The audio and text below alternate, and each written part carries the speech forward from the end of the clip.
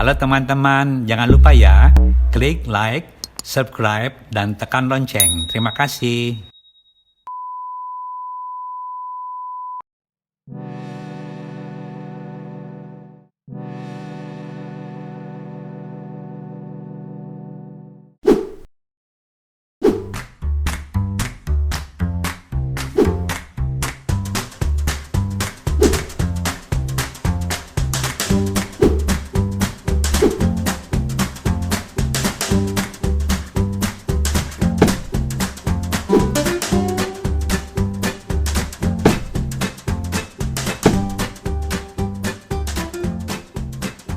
Assalamualaikum warahmatullahi wabarakatuh.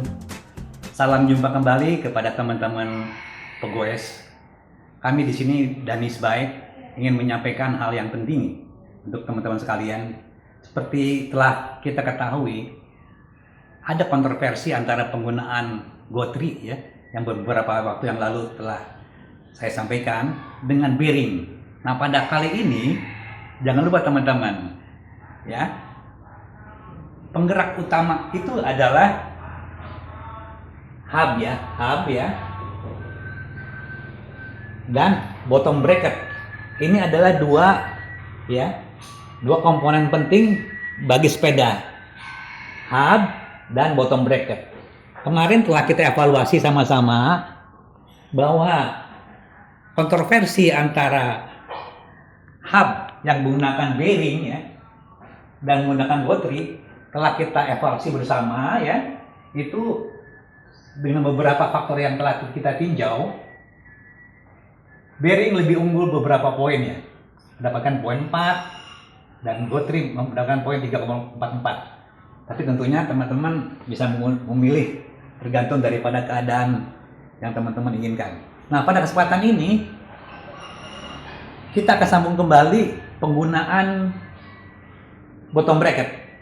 Ya, bottom bracket ini merupakan komponen penting dari sepeda ya, yang meneruskan gaya engkol ya menjadi gaya putar ya ke roda. Dan ini faktor yang cukup signifikan ya. Bagaimana daya luncur dan hal yang lain yang akan kita evaluasi bersama. Jadi untuk memperbandingkan ya bottom bracket ya, seperti kita ketahui, pada beberapa waktu yang lalu yang sudah lama sekali, kita tahu bahwa bottom bracket itu sebenarnya awal dari penciptaannya itu menggunakan gotri ya.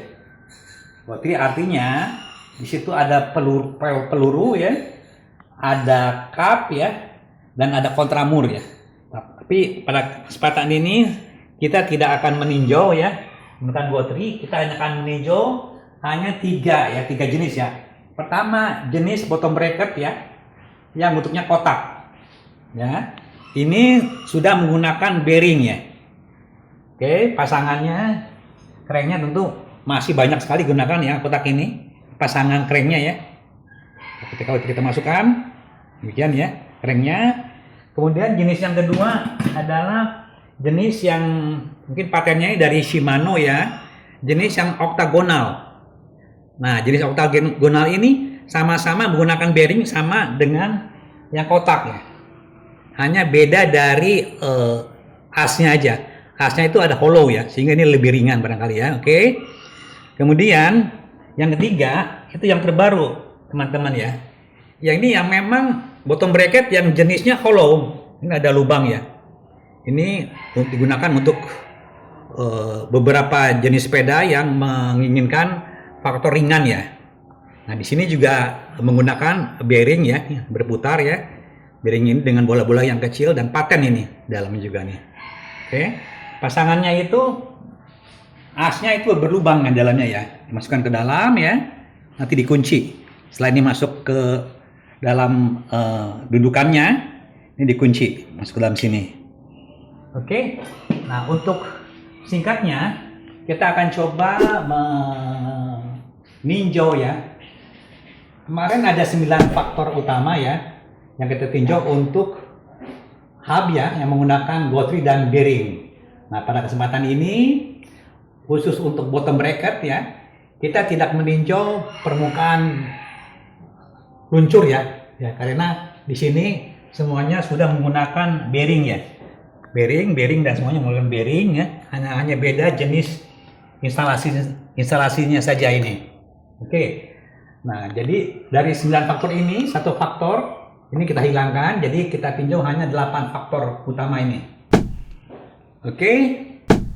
Untuk tahap pertama kita coba melihat daya luncurnya ya. Nah, daya luncur ini nanti akan kita lakukan proses tesnya ya, langsung ya, sehingga penilaian terhadap daya luncur ini nanti akan terakhir ya, akan kita isi nilainya. Kemudian kita coba menilai akurasi machinery. Oke. Akurasi machinery ya untuk jenis yang kotak ya. Tentunya ini sudah lumayan bagus ya, dibandingkan juga dengan yang oktagonal ya. Ini karena ini menggunakan bearing ya, ini cukup bagus ya, dan tiga-tiganya juga ini udah lumayan ya. Cuman saya kira ini ada peningkatannya karena teknologi dari oktagonal ini itu setelah bentuk kotak, tentunya ini akan lebih dipertimbangkan ya, keakurasiannya. Kemudian apalagi yang ini, yang jenis hollow, tentunya kita akan beri nilai masing-masing untuk akur machinery-nya. Mungkin kalau kotak ini tidak jauh berbeda dengan ini ya. Dengan ini mungkin saya nilai ini 4 ya. Nilai 4, oktagonal juga 4. Nah, hollow mungkin ini agak presisi ya. 5 ini. Karena dia menggunakan bearing spesial ya di bagiannya, dan ini ringan sekali ya, ringan sekali. Kemudian mengenai minimnya perawatan ini ya, ini saya kira ya, untuk yang kotak ya, oktagonal ya, maupun jenis yang hollow ya, sebenarnya ini ketiga-tiganya ini ya minim ya, agak minim perawatan ya, sepanjang kita masih melihat ini masih luncur ya, kotak ya, dan oktagonal juga masih luncur, itu dia sudah terlumasi sendiri gitu. Kita tidak perlu melumasi ya. Nah, jadi ini ada pelumasan sendiri ya. Jadi kira-kira semuanya seimbang saya kira ya, minim perawatan itu ya. Cuman ada catatan ya, untuk yang kotak ya, ini walaupun udah pakai bearing ya, ini sealnya agak kurang rapat ya. Saya sering ini beberapa kali kepincakan air di sini masuk ke sini, jadi sehingga ini agak rentan ya terhadap ini. Jadi saya kurangi nilainya ini ya. Mungkin ini saya kasih nilai 3 ya. Ini agak 3 ya. Ini 4 ya. Ini 4. Oke. Nah, untuk kemudahan penggantian ya, ketiga-tiganya sama ya. Kita buka dengan membuka ini kontramur sama ya. Kotak maupun yang oktagonal juga sama ya. Nah, cuman yang khusus untuk yang hollow ya, saya kira ini lebih mudah menggantinya karena kita pada saat membuka jenis kotak dan oktagonal ya, itu kita membuka ini ya, ada trackernya harus kita buka. Ini sebenarnya agak sulit kedua-duanya ya, lebih sulit ya. Ini lebih mudah gitu. Nanti ada pengikatan langsung ya, kontramur di sini ya. Ini lebih mudah ini. Buka pengikatan di sini, lepaskan gitu loh. Lepaskan. Jadi lebih mudah ini. Jadi ini paling mudah ini ya. Ini saya kasih nilai 5 nih, lebih mudah ini ya. Untuk mudah penggantian ya. Ini mungkin nilainya sama inilah. Sama ini juga harus buka 2 ini. 3 dan 3 lah nilainya lah. Kemudian ketahanan terhadap cuaca tadi udah saya bilang ya, yang kotak ini agak rawan ya, karena umumnya sealnya itu kurang rapat ya. Kotak itu kurang rapat, saya sering membuka ini langsung kalau kena hujan ini langsung terpengaruh korosif ya, ini agak seret ini ya. Jadi ini agak rawan ya, yang kotak ini ya. Yang ini beda ya dengan yang oktagonal, ini sealnya rapat sekali. Lihat rapat sekali ya. Ini jarang rusak nih ya. Kemudian yang ini juga ini ada seal ya. Rapat yang di kelilingnya ada seal. Sekira ini seimbang ya. Kalau soal ketahanan terhadap cuaca ini nilainya bisa 4 ya. Bagus ini. Nah ini 3 nih, kurang tahan ya cuaca ya. Nah kemudian keringanan komponen ya. Nah kita langsung aja teman-teman, kita lihat, kita timbang ya. Untuk yang kotak nih, kotak lihat ini seberatnya berapa kilo ini. Ini 3,5 on ya, 3,5 on ya. Oke, 3,5 on. Kemudian yang oktagonal ini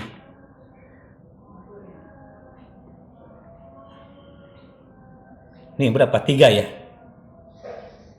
kurang ya, 2,9 2,8 ya. Ini lebih ringan tentunya ya, ini ada hollow, dia lubang ya. Nah yang untuk jenis hollow ya, ini sangat ringan sekali ya teman-teman. Nah ini cuman 1 on ya, 1 on, ringan sekali ini. Jadi kalau kita kasih ranking ya, yang kotak ini buruk ya, ini mungkin bisa kasih 2 aja, nilainya 2 aja. Yang ini mungkin 3 ya. Kalau ini saya dikasih nilai 5, ringan sekali nih. Oke. Kemudian kemudahan perolehan ya, barangnya, saya kira yang oktagonal ya, apalagi yang ini satu kesatuan ya. Ini kalau di daerah ini mungkin agak susah, kalau yang ini agak sulit nih ini ya. Kalau yang kotak banyak ini, banyak buatan Cina, buatan Taiwan banyak ini, sehingga lebih sulit yang ini ya, yang hollow ya. Oke, kita ranking, kemudian perolehan ini mungkin nilainya. Ini justru ini yang mudah ya. Ini mudah sekali dapatnya ini. Nilai 4 barangkali. 4. Ini perolehannya hampir sama ini ya. Tapi lebih sulit ini ya hollow. Ini mungkin nilainya 3 barangkali ya. Ini 3 lah, sama aja lah. Oke, ini agak yang ini agak sulit juga yang ini. Oke. Nah, harganya ya, untuk kotak tuh paling murah ya. Nilainya 4 ya, paling murah ini. Ini nilainya, ini lebih tinggi lagi nilainya, beda sedikit lah ya. Nilainya 3 barangkali ya. Oke, mungkin kita ranking 3 ya. Ini mahal nih ya. Mahal kali ini nih. Ini nilainya ini 2 kali ya. Mahal ini nilainya nih. Oke. Nah itu teman-teman, silakan teman-teman judgement sendiri, ini hanya sifatnya subjektif sekali ya, agak subjektif, tapi saya dari pengalaman saya ya ini bisa menggambarkan lah salah satu pendapat ya, untuk menjudgement gimana kita menggunakan angka-angka ini sehingga nanti kita mendapatkan hasil penilaian pada semua aspek ini. Oke, nanti kita lihat hasilnya. Oke teman-teman, sebelum memperhitungkan semua faktor ini ya, sebetulnya ada satu faktor ya yang saya tadinya ya ingin diperhitungkan, ingin masuk dalam parameter tinjauan aspek ya, itu keawetan. Tapi ini saya ragu-ragu ya mengenai keawetan ya. Oke, sini saya tiadakan ya, baik untuk penjelasan ya, bottom bracket dan ini ya, dan gotri maupun bearing ya. Untuk hub ya, itu saya hilangkan ya. Karena apa? Keawetan penggunaan bottom bracket ya dari berbagai jenis ini ya, itu tergantung kondisi ya. Kondisi beban, ada cuaca, frekuensi putaran ya, mungkin dan lain-lain lah ya. Perawatannya juga ya. Ini sulit memperhitungkannya ya mengenai keawetan itu. Makanya itu saya tidak memperhitungkan keawetan ya. Ya tergantung ya. Banyak faktor yang akhirnya nanti keawetan ini ya kurang objektif penilaiannya ya. Oke. Nah sekarang untuk pengujian bottom bracket jenis kotak ya, bottom bracket jenis oktagonal ya ini, dan yang jenis terbaru itu yang jenis hollow ya, bingan ya. Ini saya menggunakan 3 jenis ya, 3 jenis sepeda ya. Yang pertama ini menggunakan kotak ya.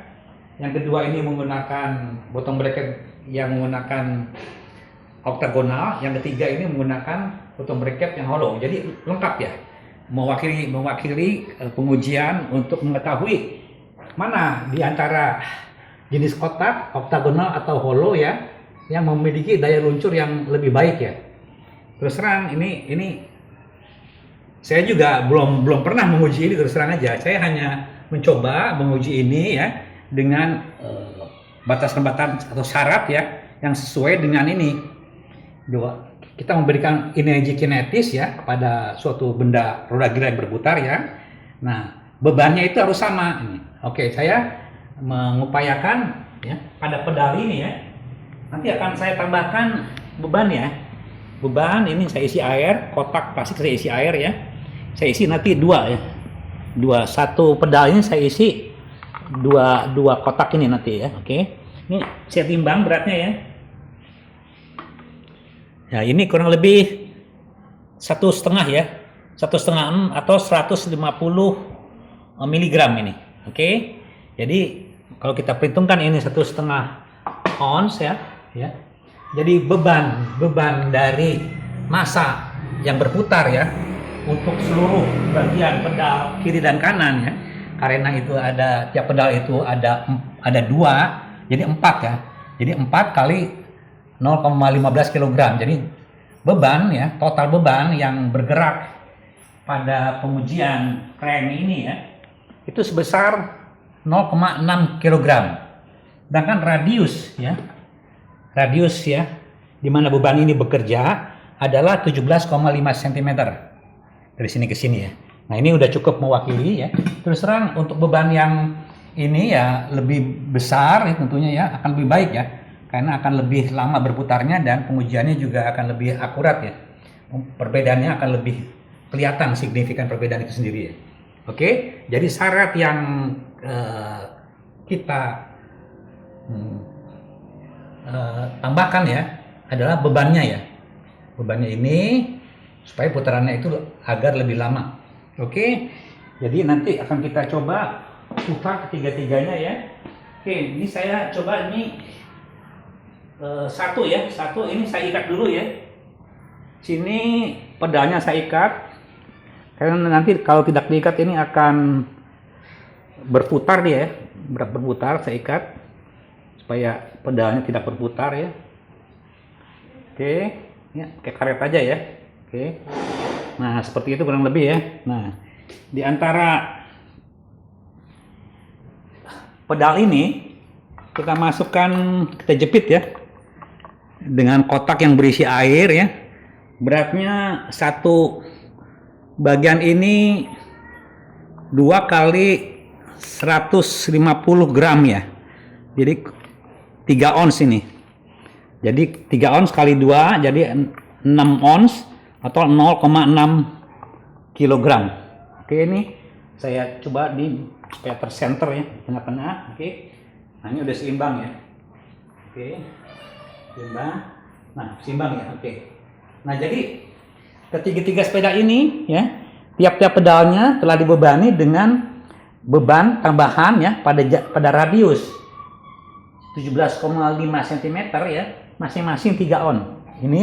Yang ini bottom bracket jenis kotak, yang ini BB-nya jenis oktagonal, yang ini jenis hollow. Oke. Semuanya udah lengkap ya.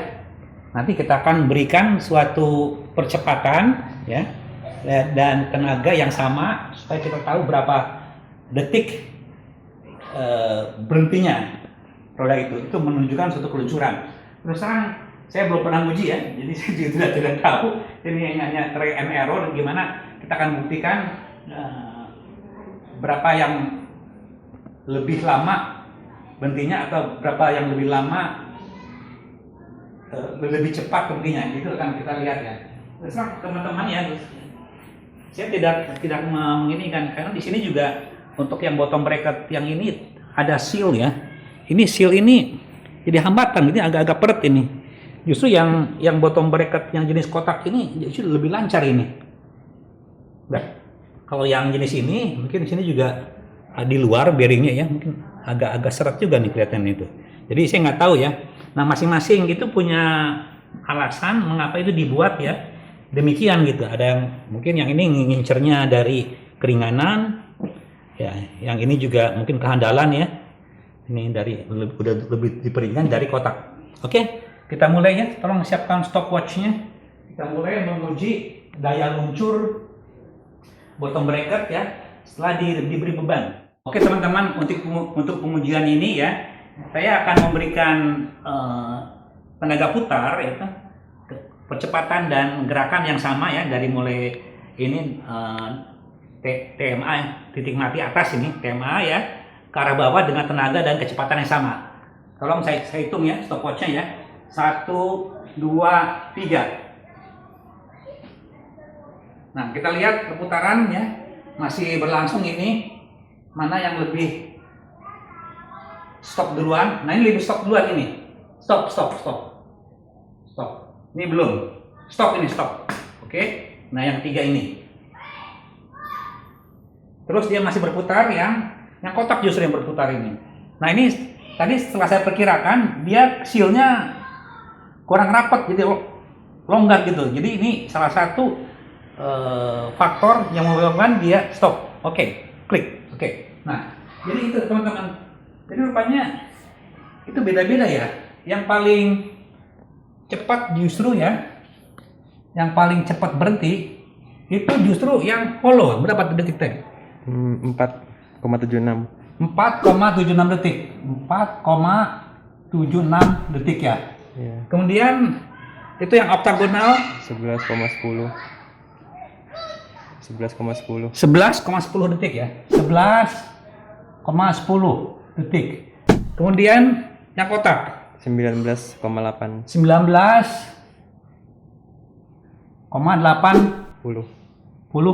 detik. Nah ini teman-teman, saya terus terang belum pernah nguji ya mengenai keluncuran atau daya luncur masing-masing bearing ini. Saya belum pernah nguji. Jadi kenyataannya ya, bahwa bottom bracket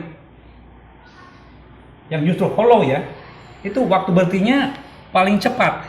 Artinya dia itu memiliki hambatan ya dalam pergerakannya ini ya, yang besar. Itu bisa saya analisa demikian, karena dia itu memiliki bearing ya yang besar ini, yang lingkarannya besar ya. Di sini dia paten pabrik ya, dibilangin do not disassemble. Jadi ini nggak bisa diapa-apain ini. Jadi saya putar ini agak peret ini. Justru ini hambatan besar menurut saya gitu loh. Tapi dia ringan gitu loh. Jadi akan beda teman-teman. Teman-teman mau cari ringan atau mau cari luncur? Kalau cari luncur, saya kira yang ini yang hollow justru agak peret gitu ya. Nah, peret ini kalau dalam kondisi putaran yang tinggi justru menurut saya nih hambatan justru ya. Nah, gimana kita menginikan, justru kita harus cari mungkin yang jenis keramik atau jenis yang lain ya. Kita harus putar, coba-coba putar. Yang kedua, yang waktunya hollow itu justru 4,76 detik. Ini lebih cepat, paling cepat berhenti ya. Yang kedua yang oktagonal. Nah, yang oktagonal ini agak cukup ringan ya, karena ini hollow ya. Nah, tapi dia di sini udah menggunakan bearing, ball bearing dalamnya ya. Tapi di sini ada sealant, makin rapat ya. Ini tahan cuaca ya, rapat ya. Tapi ini agak sedikit pertiga tuh, karena ada gesekan dengan seal-nya ya, yang dari dalam. Ini seal-nya plastik rapat ya. Nah, kemudian waktunya itu 11,10 detik. Nah, kemudian bottom bracket yang jenis kotak ini justru paling luncur ini tuh, paling luncur. Dia seal-nya nggak kelihatan ya, nggak kelihatan ada seal ya. Maka itu saya udah berapa kali ganti ini karena rawan memasukkan air ini, gitu loh. Ini kurang rapat ya seal-nya, mungkin ada tapi rawan. Jadi ini paling luncur gitu. Bottom bracket antara kotak ya dan oktagonal, saya kira bearingnya ini sama ya. Nih, kalau kita buka, ini sama-sama bearing ya, sama-sama bearing ini. Ya gini ya kurang lebih lah. Nah ini ya artinya ya pengujian ini saya kira cukup objektif ya, dengan memperhatikan syarat uji daya luncur itu menggunakan beban sebesar total 0,6 kg dan jari-jari putar ya 17,5 cm. Ya, jadi teman-teman, inilah kesimpulan dari pengujian bottom bracket ya, daya luncurnya. Ini bisa kita kasih nilai ya untuk yang kotak ini ya, penilaiannya saya kira ini paling luncur ya. Mungkin ya nilai 4 lah, oke lah 4 lah. Kalau oktagonal 3 lah. Ya. Yang paling buncit ya hollow 2. Oke, teman-teman, dengan pengujian ini saya konsentrasi selain daya luncur, mungkin ada faktor-faktor yang lain ya yang teman-teman pertimbangkan. Misalnya teman-teman ingin keringanan komponen, yang paling hebat ya mungkin hollow ini gitu loh. Faktor kemudahan penggantian juga di sini paling besar ya hollow ya. And the bestnya ini akurasi juga tinggi nih ya. Nggak gampang oblak dia di sini ya. Machinery-nya. Nah, ini faktor-faktor kelebihannya. Kemudian oktagonal, faktor kelebihannya itu akurasi machinery-nya ya ini, minim perawatan. Oke, mengenai ini ketahanan cuaca ya. Nah, yang kotak ini ya daya luncurnya tadi paling tinggi ya. Daya luncurnya machinery juga, kemudian perolehan barang dan harganya murah ini. Oke. Jadi telah kita perhitungkan tadi ya daya luncur itu ya dengan ranking ini. Oke. Nah, kemudian secara total ya untuk kotak saya juga nggak nyangka nih. Nilainya sama, teman-teman. Nilai penilaian semua aspek sama 3,38 ya. Ini sama. Kemudian untuk hollow ini paling tinggi 3,75. Jadi walaupun dia daya luncurnya kurang ya, tapi dia secara rata-rata ya memiliki nilai tertinggi. Jadi urutan keunggulan itu satu, pertama itu hollow ya. Hollow. Kedua dan tiga sama nih, 2 dan 3 sama nih. Sama ini. Ini kotak dan ini. Dan oktagonal. Oke. Oke teman-teman. Jelas ya. Saya udah berusaha mengevaluasi ya faktor-faktor yang ya cukup sederhana ini ya. Cukup sederhana, mungkin teman-teman juga bisa menilai sendiri ya. Yang jelas ini lumayan ya menggambarkan bagaimana posisi tawar ya dari berbagai aspek ini untuk desain bottom bracket ya, dan kotak, oktagonal dan hollow ya. Tentunya dari sini terlihat bahwa ya jenis yang hollow itu memang lebih baik ya, lebih baik ya.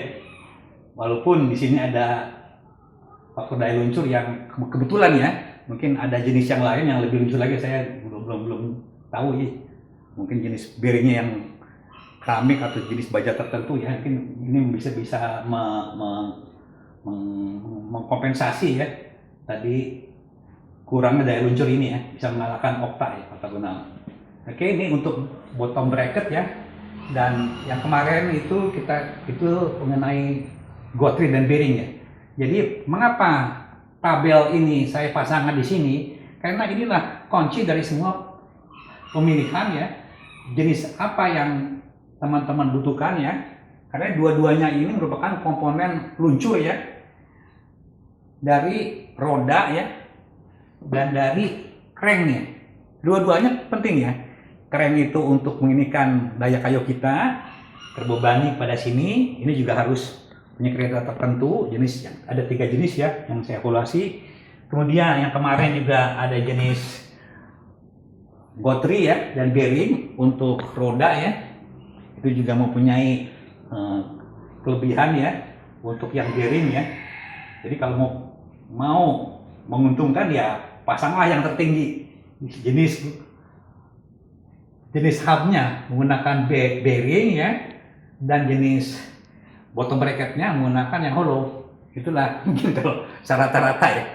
Inilah yang paling the best barangkali ya.